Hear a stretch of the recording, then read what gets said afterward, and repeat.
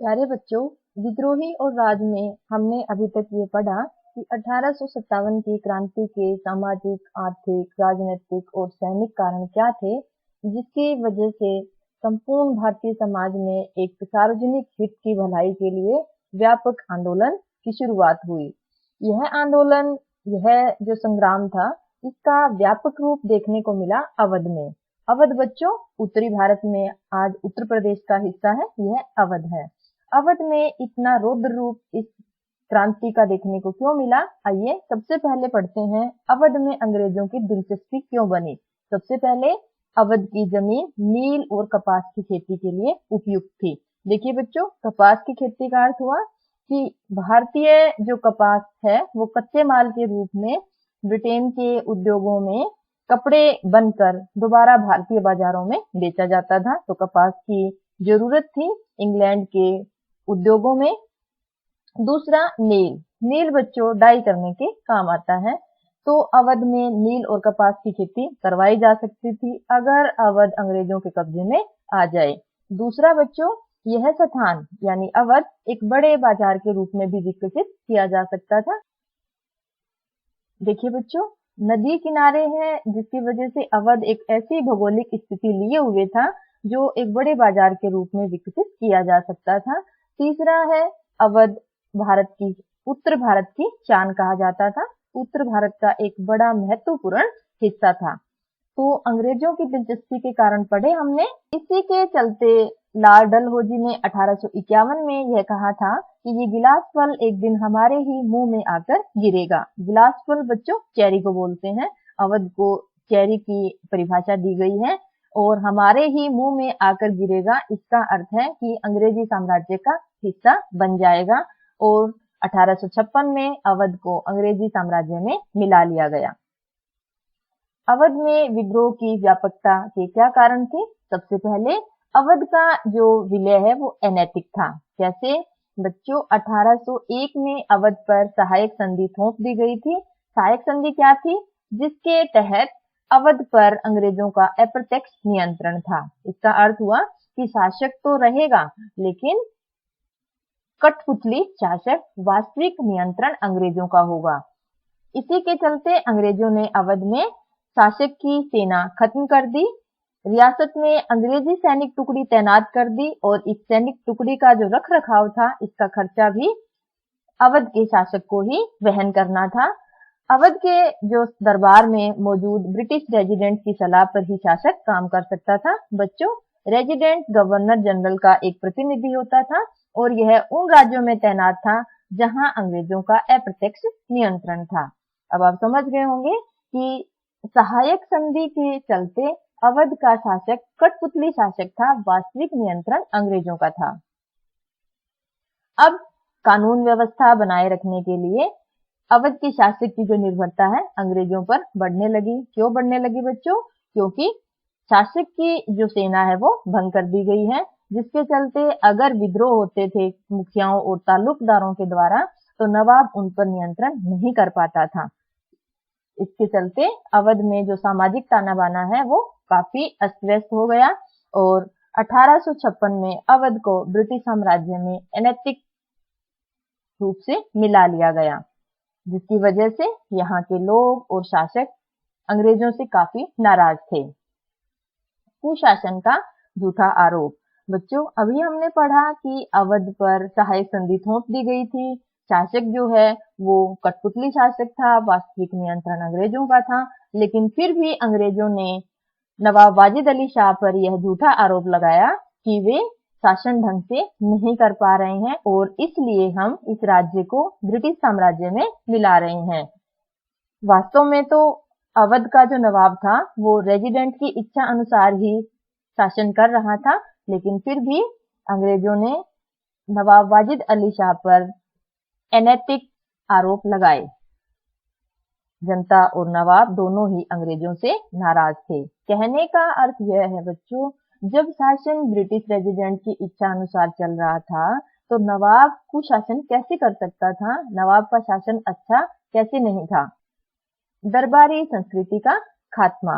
बच्चों, दरबार से जुड़े हुए वे लोग जो शासक के साथ काम करते थे शासक का सहयोग करते थे।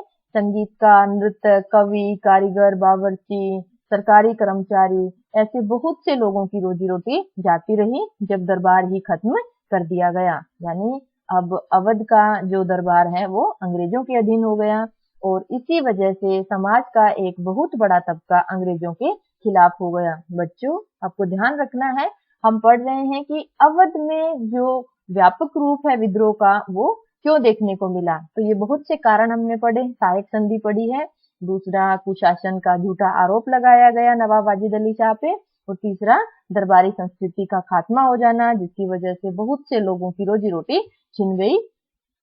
चौथा कारण है तालुकदारों की नाराजगी। सबसे पहले बच्चों, तालुकदार कौन थे? बच्चों, अंग्रेजों के आगमन से पहले तालुकदारों के पास हथियारबंद सिपाही होते थे, उनके अपने किले होते थे। अगर वे नवाब की प्रभुता को मानते रहें और तालुकदार समय पर राजस्व चुकाते रहें तो वो अपने आप में काफी स्वतंत्रता लिए हुए थे। उनके पास काफी पैदल सिपाही होते थे और सैनिक टुकड़ियां भी होती थी। लेकिन अंग्रेजों ने जब अवध को ब्रिटिश साम्राज्य ने मिला लिया तो तालुकदारों की जो हैसियत थी वो एक शासक के रूप में ही काम कर रहे थे, स्वतंत्र शासक के रूप में नवाब के अधीन काम कर रहे थे। लेकिन अब उनकी हैसियत और सत्ता छीन ली गई। क्यों? तालुकदारों की सेना भंग कर दी गई और उनके दुर्ग जो है वो ध्वस्त कर दिए गए। आपको याद रखना है कि तालुकदार अपने आप में ही एक स्वायत्त शक्ति थी और अपने इलाके में न्याय व्यवस्था, प्रशासनिक व्यवस्था अपने ढंग से चलाते थे, लेकिन अब उनकी सत्ता छीन ली गई। और बच्चों, 1856 में एक मुश्त बंदोबस्त स्थापित किया गया अवध में, जिसके चलते तालुकदारों की जमींदारियां समाप्त कर दी गई। तालुकदार अब कर एकत्रित करने के लिए बिचौलिए के रूप में काम करने लगे और उनसे जमीन का मालिकाना हक छीन लिया गया। बच्चों, भू राजस्व अधिकारियों का यह मानना था कि तालुकदारों को जमीनों से हटाकर जमीन असली मालिकों को दे दी जाएगी, यानी किसानों को दे दी जाएगी और किसानों के शोषण में कमी आएगी और राजस्व वसूली में इजाफा होगा। बच्चों, एक मुश्त बंदोबस्त से राजस्व वसूली में इजाफा तो हुआ, लेकिन किसानों के शोषण में किसी तरह की कमी नहीं आई। इसी वजह से यह जो सामाजिक व्यवस्था थी यह भंग हो गई। इसी वजह से जो तालुकदारों की और नवाब की और किसानों के बीच में जो संबंध थे, वो जो सामाजिक व्यवस्था थी वह अब भंग हो गई अंग्रेजों के अवध को ब्रिटिश साम्राज्य में मिलाने के कारण। किसान क्यों नाराज थे?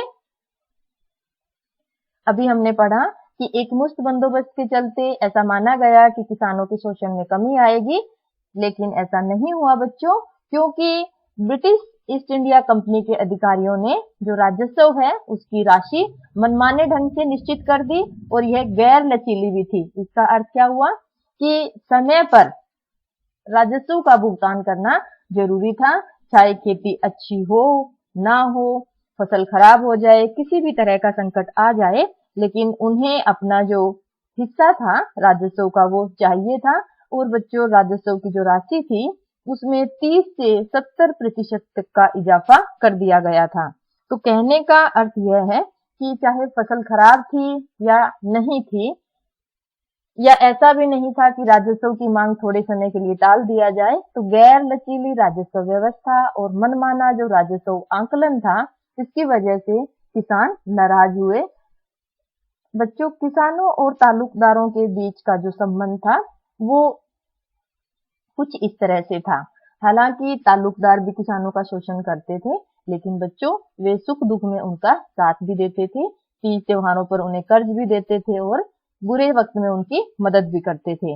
लेकिन अब इस तरह का सामाजिक ताना बाना नहीं रहा। क्यों? क्योंकि तालुकदार खुद अपनी सत्ता छिनवा चुके थे।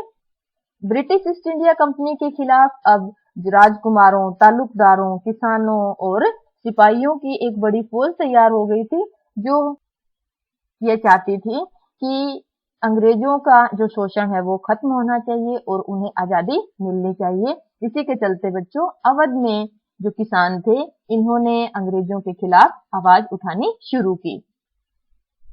बच्चों, ताल्लुकदारों, राजकुमारों, किसानों की नाराजगी के साथ ही एक और वर्ग भी था जो अंग्रेजों से खासा नाराज था, और वह वर्ग था सिपाही वर्ग। 1840 के दशक से पहले भारतीय सैनिकों के अपने अंग्रेज अफसरों के साथ दोस्ताना संबंध थे, और अंग्रेज अफसर भी यहाँ की रीति रिवाजों और संस्कृतियों से अच्छी तरह से वाकिफ थे। वे अफसर भी थे, लेकिन साथ ही साथ अपने सैनिकों का ध्यान भी रखते थे। लेकिन बच्चों, 1840 के दशक के बाद स्थिति बदलने लगी। जो अंग्रेज अफसर थे उनमें श्रेष्ठता का भाव घर कर गया, और वे भारतीय सिपाहियों को कमतर आंकने लगे। उन्हें ना वेतन समय पर मिलता था, वेतन कम भी था, और समय पर छुट्टी भी नहीं दी जाती थी। भारतीय सैनिकों से अभद्र व्यवहार किया जाता था। उनसे नस्ली का अर्थ होता है बच्चों कि रंग के आधार पर जो गोरा और काला है, तो भारतीय क्योंकि काले थे और अंग्रेज स्वयं को गोरे मान रहे थे, तो नस्ली गाली गलौज और शारीरिक हिंसा यानी उनका उत्पीड़न अब शुरू हो गया था। ध्यान रखनी जरूरी है बच्चों कि उत्तर भारत में सिपाहियों और ग्रामीण जगत के बीच गहरे संबंध थे। बंगाल आर्मी के सिपाहियों में बहुत सारे जो लोग थे वे अवध और पूर्वी उत्तर प्रदेश से भर्ती होकर आए थे, और इसमें बहुत सारे ऊंची जाति या ब्राह्मण जाति से संबंधित थे। और अवध के जो सैनिक थे बंगाल आर्मी में काफी संख्या में थे, और इसे बंगाल आर्मी की फौजशाला भी कहा जाने लगा था अवध को। तो हम अवध के बारे में ही पढ़ रहे हैं कि अवध में व्यापक विद्रोह क्यों हुआ। अब सिपाहियों के परिवारों और ग्रामीण इलाकों में लोगों को यह डर सताने लगा कि चर्बी वाले कारतूस, छुट्टियां न मिलना और बढ़ता हुआ दुर्व्यवहार और गाली गलौज के चलते भारतीय जो सैनिक हैं उनकी स्थिति दयनीय हो गई थी, और यह असंतोष गांव में भी अब दिखने लगा था। गांव के लोग समय समय पर अपने सिपाही भाइयों की मदद करने के लिए आते थे जब भी कोई विवाद होता था। तो भाईचारा और बिरादरी देखने को मिल रही थी। गांव के लोग सिपाहियों के साथ थे, और इसी वजह से सिपाहियों की ताकत भी बढ़ी थी, और उन्होंने अंग्रेजों से लोहा लेने की ठान ली थी। बच्चों, ताल्लुकदारों की, किसानों की और सिपाहियों की नाराजगी के क्या कारण थे अंग्रेजों के प्रति, हमने विस्तार से पढ़ा। और यह नाराजगी बच्चों नवाब के प्रति निष्ठा का कारण बनी। अब इन वर्गों ने नवाब के प्रति निष्ठा रखने की बात कही, और उन्होंने कहा कि वे हर हाल में अंग्रेजों से लड़ने के लिए बेगम हजरत महल जो नवाब की पत्नी थी बच्चों, आपको ध्यान रखना है कि नवाब वाजिद अली शाह को कलकत्ता भेज दिया गया था, और उनकी एब्सेंस में यानी उनकी अनुपस्थिति में बिरजिस कद्र जो काफी छोटे थे बच्चों उम्र में, तो उनको शासक बना दिया गया था। लेकिन क्रांति की वास्तविक बागडोर बेगम हजरत महल ने संभाली, और विभिन्न सामाजिक समूह अवध के बेगम हजरत महल के खेमे में शामिल हो गए, और कुछ लोग तो बेगम की पराजय यानी क्रांति में बेगम हार जाती हैं, इसके बाद भी उनके साथ डटे रहे। उनको लगता था कि एक ना एक दिन उनका स्वराज्य स्थापित हो जाएगा। हमने अवध में विद्रोह का इतना रौद्र रूप क्यों था इसके बारे में पढ़ा। आशा है आपको ये टॉपिक अच्छे से समझ आ गए होंगे। अगले वीडियो में पढ़ेंगे कि विभिन्न सामाजिक समूह विद्रोह में शामिल क्यों हुए। आशा है आपको ये टॉपिक समझ आ गए होंगे। धन्यवाद।